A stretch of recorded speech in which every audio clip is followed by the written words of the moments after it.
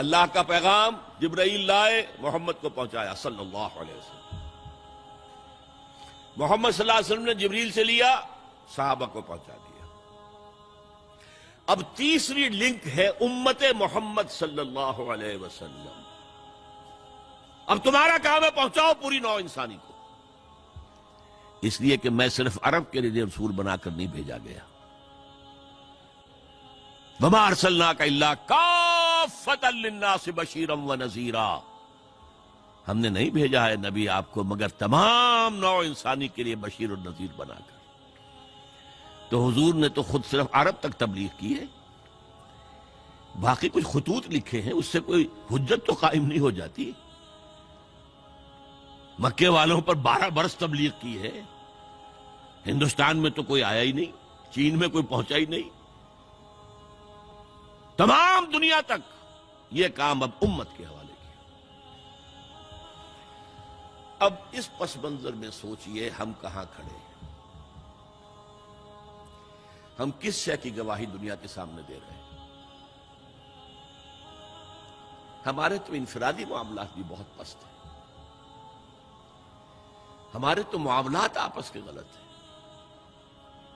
ہم تو جھوٹ اور دھوکہ اور فریب اور ملاوٹ اور خیانت اور غبن، اس میں تو ہم بہت ہائی مارکس جو ہیں سیکیور کر رہے ہیں۔ جارج برنارڈ شاہ نے کہا، میں جب قرآن پڑھتا ہوں تو محسوس کرتا ہوں کہ اس سے بہتر کتاب ممکن نہیں، اور جب مسلمانوں کو دیکھتا ہوں تو محسوس کرتا ہوں کہ ان سے زیادہ ذلیل قوم کوئی نہیں۔ یہ گواہی ہم دے رہے ہیں، یہ محمد کے ماننے والے یہ ہیں، یہ ہے امتی محمد کے، جو اپنے پاؤں پہ کھڑے نہیں ہو سکتے، جو اپنے معاملات مینیج نہیں کر سکتے، بیکاری، یہ اور کہاں ہے وہ دین؟ کوئی ایک ہی دنیا میں دکھا سکتے ہو کہ یہ ہے دین؟ آؤ see with your own eyes, this is دین الحق۔ یہ جو میں نے آپ سے کہا تھا کہ یہ بڑی نازک ذمہ داری، بڑی نازک، اس کا ایک اندازہ آپ کو ہو جائے گا خطبہ حجۃ الوداع سے۔ حضور نے جو خطبہ دیا، اور وہ عظیم ترین خطبہ ہے تاریخ انسانی کا، آخر میں موٹی موٹی باتوں کو پھر دہرایا۔ دیکھو عورتوں کا خیال کرو، عورتوں کے حقوق ادا کرو، دیکھو غلاموں کے ساتھ نیک سلوک کرنا، جو بھی تھی۔ پھر آپ نے ایک سوال کیا، الا هل بلغت، لوگوں میں نے پہنچا دیا یا نہیں؟ 1.25 لاکھ کا مجمع تھا، آج سے 1400 برس قبل 1.25 لاکھ کا مجمع بہت بڑی بات تھی، بہت بڑی بات، جبکہ ابھی اسلام صرف جزیرہ نمائے عرب تک محدود تھا۔ آج بھی پہلے کبھی ہو جاتے تھے 28-30 لاکھ بھی، ان مینیجیبل ہو رہا تھا معاملہ۔ اب سعودی عرب کی حکومت نے کو مینیج کیا، پابندیاں لگائی تو 20 لاکھ، یہی ہے نا 1.25 لاکھ کا بندہ۔ اور اس کا نقشہ میں دکھا دوں، ایک ایک حرف آپ 3 مرتبہ کہہ رہے تھے۔ داہنی طرف رخ کر کے کہا، وہ سنا، پھر مکبر کھڑے ہوئے ہیں، اس نے سنا اور آگے پہنچایا، اس نے سنایا آگے پہنچایا۔ لاؤڈ سپیکر تو تھا نہیں، کوئی پبلک ایڈریس سسٹم تو نہیں تھا۔ پھر آپ نے سامنے رخ کر کے وہی بات فرمائی، پھر یہاں سامنے کھڑے ہوئے لوگوں نے پہنچایا، پھر بائیں طرف رخ کیا۔ اسی لیے ہر جملے کو، ہر بات کو آپ نے 3 دفعہ کہا، الا هل بلغت، میں نے پہنچا دیا یا نہیں؟ اور عام عادت صحابہ کی یہ تھی کہ اول تو حضور کے سوال پر خاموش رہتے تھے کہ واللہ ورسولہ عالم، یا اگر جواب دیتے تھے تو فرط ادب سے بہت مختصر جواب۔ وہ چلبلے قسم کے شاگرد جو ہوتے ہیں، جو استادوں کو بھی پڑھانا چاہتے ہیں، صحابہ کرام اس طرح کے نہیں تھے، اپنی لیاقت اور ذہانت کا روب جو ہے اپنے استادوں پر گاٹتے۔ وہاں تو یہ تھا کہ ایک بات جواب دے، یہاں 4 جواب دیے ہیں صحابہ نے۔ انا نشہد انک قد بلغت الرسالۃ وادیت الامانۃ ونصحت الامۃ وکشفت الغمۃ، 3 مرتبہ حضور نے کہا الا هل بلغت، اور 3 مرتبہ جواب آیا انا نشهد انك قد بلغت الرسالة واديت الامانة ونصحت الامة وكشفت الغمة۔ اے نبی ہم گواہ ہیں، آپ نے حق رسالت ادا کر دیا، آپ نے حق امانت ادا کر دیا۔ یہ قرآن تو ہمارے لیے اللہ نے نازل کیا تھا نا، آپ کے پاس تو امانت تھی۔ آپ نے امت کی خیر خواہی کا حق ادا کر دیا،